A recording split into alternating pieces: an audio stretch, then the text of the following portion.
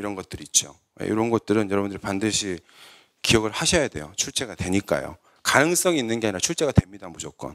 이게요. 한두 문제는 반드시 출제가 되니까 제가 그렇게 하도록 하겠습니다. 그리고 스터디를 하시게 되면 스터디에 관련된 자료들이 있을 거예요. 그래서 이제 어떤 분들은 내용에 대한 보충 설명을 할 수 있는 자료를 제공해 달라고 하시는 분들이 있고, 또 어떤 분들은 필요 없다, 그냥 문제만 제공해 줘라, 이렇게 하시는 분들도 있어요. 제가 그거는 여러분들의 제 수업의 내용을 갖다가 어느 정도 흡수를 하시냐에 따라 가지고 제가 적절하게 조정해서 제공해 드리도록 하겠습니다. 혹시 또 질문 있으신가요? 없습니까? 이게 좀 인터넷 강의로 볼 수 있는 게 언제부터죠? 안 듣습니까? 인터넷 강의는? 그냥 이게 끝입니까? 아니, 인터넷 강의 들을 수 있죠? 언제부터 들어요? 그러니까 이 수강 기간에 인터넷 강의를 들을 수 있나요? 그죠? 근데 이게 인터넷 강의를 수강을 하게 되면 이 인원에 계신 분들이 환불 안 하시고, 오늘 청강하셨던 분들이 수강 신청을 하셔도 3분의 1이 줄어들어 버려요. 왜 줄까요? 에이, 뭐 술 한잔하고 뭐 인터넷으로 보지. 그렇게 하시는 분들이 있거든요. 근데 그런 분들 중에서 제가 700점 이상 받는 분을 못 봤습니다. 이게 이제 항상 그 커리큘럼에 맞게끔 하시는 게 맞고, 그리고 인터넷 강의에서는 제가 이게 나온다 안 나온다 말 안 합니다. 이거 나옵니다 안 나옵니다는 저 카메라 끄고 얘기를 합니다. 왜냐하면 이거 나온다라고 했을 때 안 나올 수도 있잖아요. 그죠? 맞잖아요. 그러면 제가 여기서는 40명만 책임을 지면 되잖아요. 40분한테만 욕을 얻어먹으면 되는데, 인터넷 강의에서 나온다고 했다가 안 나오면 이 댓글 나온다고요. 이게 예를 들자면 그렇다 이 말이에요. 왜냐하면 제 말씀 무슨 말이냐면, 충실하게 수업을 들으시는 분과 그렇지 않으시는 부분에 경계가 필요하다. 그 경계를 쉬는 시간에 제가 찍어주는 걸로 구분하겠다, 이 소리입니다. 이해되십니까? 네, 그 얘기죠. 자, 질문이 없으시니까, 질문이 있으면 좋겠는데 질문이 없네요. 시작 한번 해볼까요? 자, 14페이지를 보겠습니다. 수요 공급 이론입니다. 경제학의 기본이죠. 수요 공급.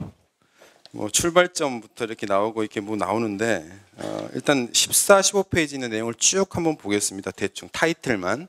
희소성이라는 용어가 나오고, 기회비용이라는 용어 나오고, 경제 행위, 경제 주체, 그다음에 과제에 매몰 비용이라는 말이 나옵니다. 여러분들이 꼭 기억을 하셔야 될 거는 희소성의 개념과 기회비용, 1번의 경제학의 출발점 있죠. 항상 출발이 중요하지 않습니까? 요거는 기억해 두시고, 기회비용과 관련된 문제는 거의 매회 한 문제 출제되신다고 보면 됩니다. 어떤 경우에는 2문제 출제됩니다. 레코드가 있으니까요, 말씀드리는 겁니다. 그다음에 이제 경제 행위에 있어서 자유재해와 경제재해 요 부분 가끔 가다가 질문을 하기도 합니다. 그다음에 이제 경제 주체, 이거는 중학교 때도 이렇게 배우고 한 거죠. 이거는요. 그다음에 매몰 비용 나오는데, 이거는 이제 기회 비용과 매몰 비용을 구분하는 그 수준으로 출제가 될 수 있습니다. 근데 좀 이상하지 않아요? 15페이지 보면은 경제 행위 있죠.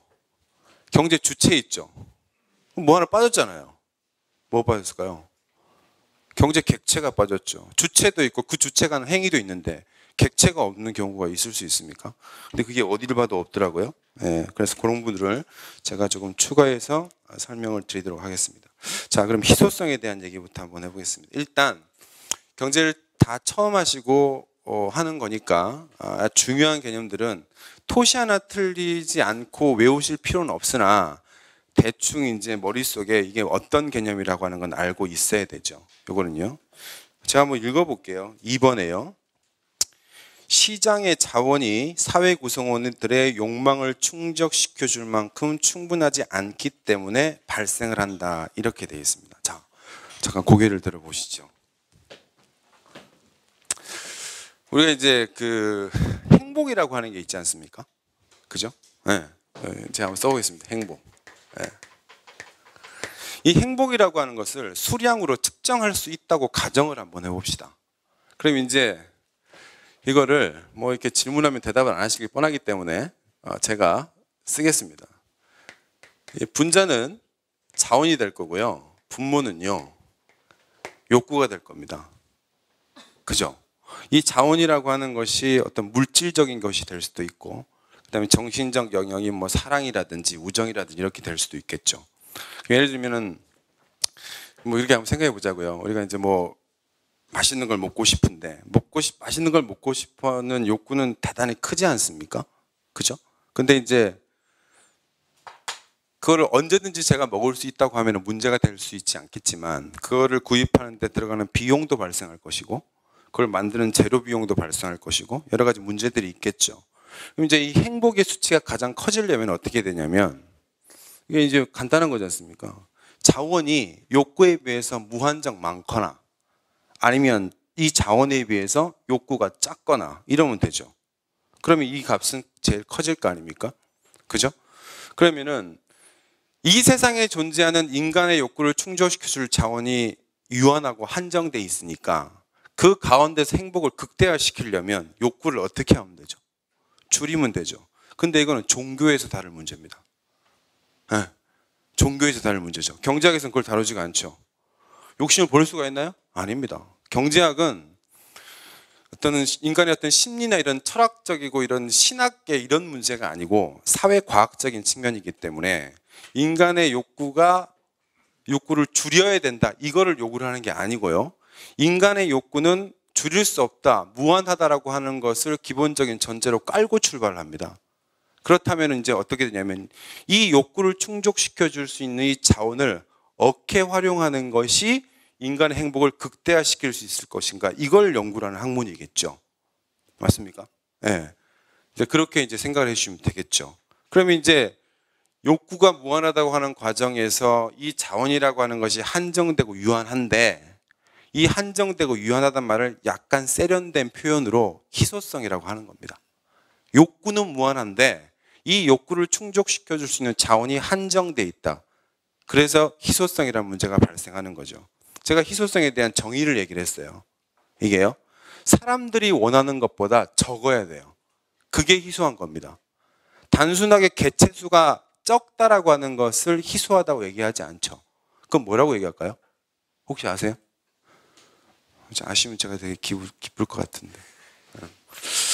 제 기쁨의 기회를 안 주시네요. 네. 예, 희소하고 희귀라고 하는 거죠. 이게 제가 지금 말씀드리는 그 사례는 그 특정 연예인에 대한 호불호를 따지고 싶은 것이 아니라 이해를 돕기 위한 겁니다. 이게요. 요즘 뭐 드라마 중에 뭐 볼만했던 게 있나요? 응사 보셨어요? 보십니까? 아십니까? 응답하라 1994 보셨어요? 재밌었어요? 누가 마음에 들던가요? 쓰레기? 네? 보셨어요? 쓰레기 어때요? 쓰레기. 그래요? 누가 마음에? 삼천포? 칠봉이요? 네. 혹시 보셨나요? 응답하라 1994? 안 보셨어요? 보셨어요? 안 보셨어요? 케이블이 안 되나요? 이제 제가 말씀드리고 싶은 건 뭐냐면, 뭐 쓰레기가 됐던 아니면 칠봉이가 됐던, 우리가 뭐 원빈이 됐던 이런 사람들은 대한민국에 있는 모든 여성들이 그것이 10대든 20대든 50대든 60대든 한